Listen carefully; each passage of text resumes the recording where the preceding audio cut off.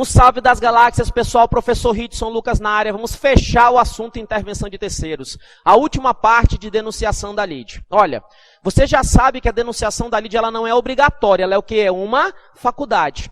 Porque se você não quiser entrar com a denunciação da lide, você pode discutir esse assunto numa ação autônoma. Porque vejam só, eu tenho um autor, eu tenho um réu e eu tenho um terceiro. E esse autor e esse réu podem denunciar esse terceiro e resolver tudo no mesmo processo. Mas se não for do interesse, eles podem sim discutir isso numa ação autônoma. Então, se cair na prova, a denunciação da lide ela não é obrigatória, ela é apenas uma faculdade. Inclusive, é até importante você notar o seguinte, você pode ingressar com essa ação autônoma em 3 situações específicas.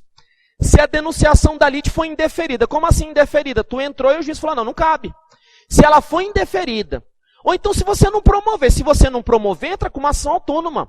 Ou então se ela não for permitida. Gente, se a denunciação da lide for indeferida, você não entrou com ela, ou ela não é permitida, você pode entrar com ação autônoma. Hidson, quer dizer que mesmo que o juiz indefira, eu posso entrar com uma ação autônoma? Pode. Exatamente porque a denunciação da lide, ela é apenas uma faculdade. Você pode discutir isso numa ação autônoma. Beleza até aí? Agora vejam só. Eu já disse para você que a denunciação da lide, ela pode ser promovida tanto pelo autor quanto pelo réu. Beleza até aí? Eu vou te explicar o procedimento. O procedimento de quando é o autor e quando é o réu. Preste bastante atenção. Primeiro, quando o autor quer fazer a denunciação da lide do terceiro, esse autor vai fazer esse pedido na petição inicial. Ele vai exercer o direito de ação, colocar no papel nessa petição inicial e junto com os demais pedidos ele vai requerer a denunciação da lide. Então, se te perguntar na prova, o autor pede a denunciação da lide onde? Na própria petição inicial. E quando ele pede a denunciação da lide na petição inicial, essa denunciação da lide tem que ser promovida. Porque aquele terceiro, que terceiro? O alienante imediato, o obrigado. Esse terceiro, ele tem que entrar na briga. Então, a denunciação da lide, ela tem que ser promovida. E para ela ser promovida, ela tem um prazo. Se você não promove a denunciação da lide nesse prazo, essa denunciação da lide ela é considerada sem efeito. E os prazos são 2, 30 dias ou 2 meses, que inclusive nós já estudamos isso, tá? É a mesma regra aqui. O que vai acontecer? O prazo para promover a denunciação da lide é de 2 meses, caso o denunciado esteja em outra comarca, em outra seção, em outra subseção ou em um lugar incerto. Se não for esse caso, a denunciação da lide tem que ser promovida em quanto tempo? 30 dias. Então, se te cobrar na prova, o denunciado está em outra comarca. Qual é o prazo para promover a denunciação da lide? 2 meses. E se ele estiver em outra seção? 2 meses. Outra subseção? 2 meses. Em lugar incerto? 2 meses. E nos demais casos? 30 dias. Filé até aí? Então lembra, o autor, ele faz a denunciação da lide em qual documento? Na petição inicial. E essa denunciação da lide tem que ser promovida em 2 prazos. Quais são os prazos? 30 dias ou 2 meses. Agora vejam só, o que acontece? Quando ela é promovida, o denunciado, ele vai ser convocado nesse período. E quando ele for convocado, o que ele pode fazer? Ele pode estar na casa dele falando bem assim, pô, o autor está me denunciando. Mas, cara, se o autor perder, eu estou lascado. Mas se ele ganhar, eu vou me dar bem. E esse autor ainda vai ter que pagar o ônus da sucumbência para mim. Então, quer saber de uma coisa? Eu vou ajudar esse autor. O denunciado, ele tem interesse em ajudar o autor. Porque se o autor vencer, ele está livre. Agora, se o autor perder, ele está lascado. Então, o denunciado, nesse prazo, quando ele é convocado, ele pode falar, eu vou ajudar o autor. E junto com o autor, formar um litisconsórcio. Então, o denunciado, ele pode sim formar um litisconsórcio. Aí, o que vai acontecer? Eu vou ter autor e denunciados juntos, os 2 contra o réu. Agora, olha só que interessante. Caso o denunciado queira assumir essa posição de litisconsorte, ele pode, inclusive, acrescentar argumentos na petição inicial, aumentar fatos, escrever mais coisas, porque ele quer que o cara ganhe. Hidson, mas e aí? A petição inicial vai ser alterada, aumentar argumentos e vai ter que renovar a citação do réu? Não. O réu ainda nem foi citado. O réu só vai ser citado após todo esse trâmite, após tudo isso. Então, como é que vai funcionar? Primeiro, o autor pode denunciar a lide? Pode. Qual é o nome do documento que ele denuncia a lide? Petição inicial.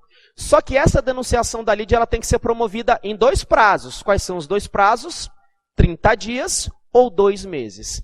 É 2 meses em 4 situações. Outra comarca, outra seção, outra subseção ou lugar incerto. Nos demais casos, que é a regra, 30 dias.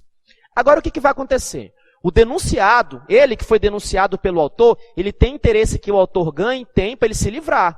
Então, a pergunta é, ele pode formar um litisconsórcio com o autor? Pode.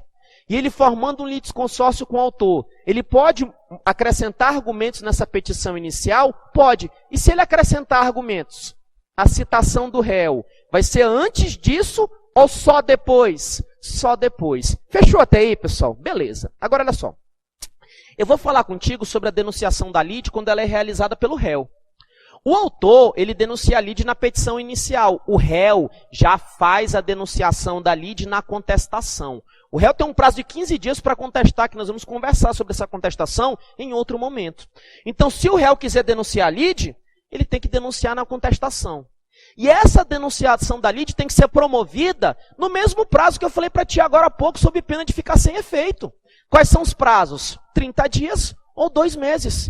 Se ela não for promovida nesses prazos, essa denunciação da lide ela é considerada sem efeito. Tranquilo até aí? Então, com relação ao prazo, eu utilizo o mesmo prazo, 30 dias ou 2 meses, e a mesma pena. Não sendo promovida, a denunciação da lide ela fica sem efeito. Então, tranquilo. Eu já sei que a denunciação da lide pelo réu ela é feita na contestação. Só que o réu ele vai denunciar e o réu vai ser denunciante. Quando você denuncia, o denunciado vai ser chamado.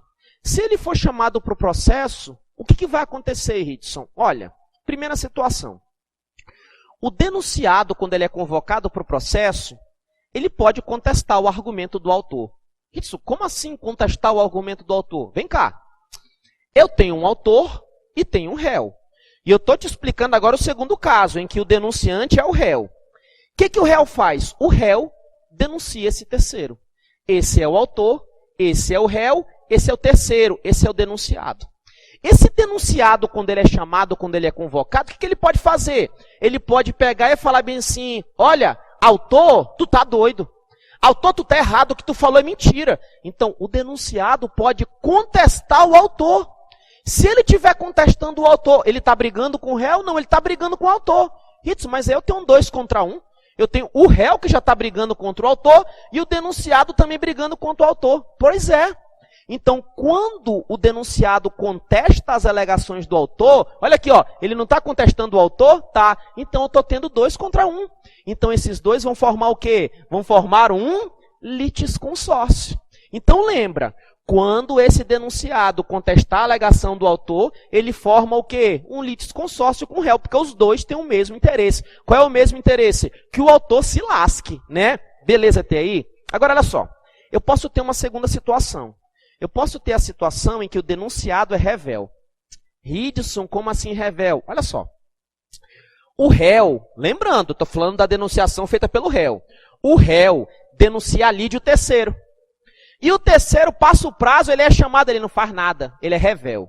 Ridson, e se ele for revel? E aí? Bem, se ele for revel, o réu vai pensar assim, calma aí.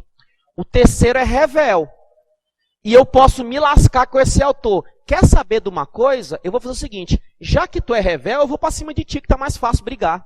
Porque já que tu é revel, velho, tu tá como uma galinha morta. Então eu vou brigar contra você. O que o réu pode fazer quando esse terceiro é revel? O réu pode pegar, deixar de prosseguir na defesa contra o autor, deixar de apresentar o recurso, praticamente largar essa briga, porque é perdido. E bater na galinha morta. Ele pode pegar e ficar só na ação regressiva, só apresentando o documento da ação regressiva, porque ele sabe que aqui ele está lascado. Então ele pode fazer isso? Pode fazer sim. Então, quando o denunciado é revel, o denunciante pode deixar de recorrer, pode deixar de prosseguir na defesa e ficar só pensando na ação regressiva. Porque o que vai acontecer? Ele vai ser condenado aqui. ele vai ser condenado para pagar para o autor, ele paga 10 mil. Só que como o cara é revel, ele já adiantou, ele já busca esse ressarcimento aqui. Então, ele pode fazer isso. Ele tem a opção de fazer isso e quem diz é o próprio CPC. Tema que caiu esse ano, tá? Isso aqui foi cobrado. Agora, o que pode acontecer? Pode acontecer que o denunciado, ele não seja revel e nem conteste o autor, mas sim confesse. Como assim confesse? Aqui, ó. O réu denuncia ali de terceiro. E esse terceiro, ele pega e atua no processo. Mas ele não atua para contestar o autor, ele confessa. Ele fala bem assim, autor, tu tá certo. O réu vai ficar puto, bicho, porque o réu, porra, eu tô lascado, velho. O terceiro confessou, falou que o autor tá certo. Falou, pô, autor, tu tá certo. O réu, pô, agora que eu me lasquei, eu vou ser condenado. E agora? Adianta eu ficar nessa briga com o autor? Não adianta. Então, quer saber de uma coisa? Tu confessou? Então eu vou te arrebentar agora. Sabe o que eu vou fazer? Eu vou pegar e vou deixar de prosseguir nessa ação e vou continuar o cacete só contra você. Não estou nem aí se eu vou ser condenado lá. Eu vou ficar só na ação regressiva. Então lembra, se o denunciado confessar aquilo que o autor alegou, esse denunciado pode prosseguir na ação se ele quiser. Mas se ele não quiser, ele pode se privar a ficar atuando na ação regressiva. Então, para ficar isso bem claro, porque eu sei que isso causa confusão, tá? Inclusive, esses vídeos de intervenção de terceiros, leia uma, assista duas, assista 3, 4, 5, 10 vezes se for necessário, para você aprender, tá? Agora, olha só, são vídeos curtos, eu não sigo aquele padrão quadrado, porque eu não gosto de enrolar. Se eu terminar o tema em 10 minutos, é 10 minutos. Se eu terminar em 17 minutos, é 17 minutos. Porque o seu tempo vale ouro e eu me preocupo com o teu sucesso, tá? Então vem cá comigo. Autor e réu. Eu estou falando para te dar a hipótese em que a denunciação é feita pelo réu. Então o réu é denunciante e esse aqui é o denunciado. Primeira pergunta. O réu denuncia esse terceiro. E esse terceiro, ele contesta o autor. Ele fala assim, autor, tu tá doido, tu tá maluco. Se ele contestar o autor, eu vou ter uma briga de denunciado contra autor e réu contra autor. Vou ter 2 contra 1. Então, nesse caso, em que o denunciado contesta a alegação do autor, o que vai acontecer aqui? Vai ser formado um litisconsórcio. Beleza até aí? Só que tem situações que esse denunciado ele é convocado e ele não faz caceta nenhuma. Ele é revel. Se ele for revel, esse réu ele pode tomar uma atitude drástica. Tu lembra qual é a atitude drástica? A atitude drástica é deixar de prosseguir na defesa contra o autor, deixar de recorrer e ficar só aqui na ação regressiva. Ele pode fazer isso? Pode. Igual quando esse denunciado, ele não é revel, mas ele confessa o que o autor falou. Se ele confessou o que o autor falou, o réu está lascado perante o autor. Então o que esse réu faz? Se ele quiser prosseguir contra o autor, ele pode prosseguir. Mas se ele quiser se privar, se ele quiser ficar só na ação regressiva, ele pode? Pode, tá? Beleza até aí, pessoal? Finalizando a intervenção de terceiros, o CPC diz o seguinte. Ele fala que se for procedente a ação principal, o que é a ação principal? É a ação entre autor e réu.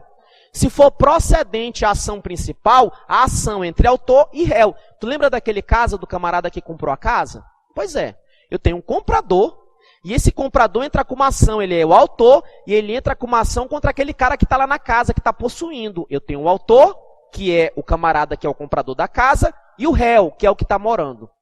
E essa é a lide principal. E eu tenho uma lide secundária. Qual é a lide secundária? É entre esse mesmo autor e o alienante imediato, que ele vai fazer a denunciação da lide. O que o código diz? O código diz que se for procedente à ação principal, qual a ação principal? A ação entre o comprador, o autor, e aquele camarada que está lá na casa, que está possuindo a casa, que tu quer que ele vaze. Se for procedente à ação principal, o autor, se for o caso, ele pode pedir o cumprimento da sentença contra o denunciado nos limites da ação regressiva. Então, velho, você pode sentar o sarrafo no denunciado no mesmo processo, mas dentro dos limites da ação regressiva. Tranquilo até aí, pessoal? Então, caríssimos, estamos fechando aqui a intervenção de terceiros, mas antes de fechar, eu quero que você lembre do seguinte. Eu tenho 5 formas de intervenção de terceiros. amicus da SIDA. Amicus curiae. O C é do quê? Chamamento ao processo. O I, incidente de desconsideração da personalidade jurídica. O D, denunciação da lide. E o A, assistência. Para eu ter certeza, vou chegar pertinho de você. Qual é a forma de intervenção de terceiros? Em que o terceiro tem interesse jurídico. Ele também tem uma relação com o autor ou réu. E ele tem esse interesse jurídico porque ele quer auxiliar, ele quer colaborar com o autor ou com o réu. Ele quer auxiliar o autor ou o réu. Qual é o nome dessa forma de intervenção de terceiros? Assistência. Só que eu tenho uma outra forma de intervenção de terceiros muito parecida com assistência. Só que essa pessoa, ela ingressa na lide, não é para ajudar o autor e o réu, e sim para ajudar o juiz. Qual é essa forma de intervenção de terceiros que veio lá do controle de constitucionalidade? Amicus curiae. Eu tenho também uma forma de intervenção de terceiros em que eu tenho uma pessoa jurídica, que ela tem sua autonomia, mas em determinados casos previstos em lei, eu passo por cima dessa autonomia e vou direto nos bens do sócio. Ou então, do sócio eu venho para a empresa, que é a inversa. Que forma de intervenção de terceiros é essa? Incidente de desconsideração da personalidade jurídica. Só que eu tenho duas também que fazem muita confusão. Eu tenho o chamamento ao processo e a DENU, nossa querida e amada DENU. Chamamento ao processo e a DENU. Me diz uma coisa, a denunciação da lide só pode ser feita pelo autor, certo ou errado? Errado. A denunciação pode ser pelo autor ou pelo réu. Agora, o chamamento ao processo, só quem pode chamar o processo é o réu.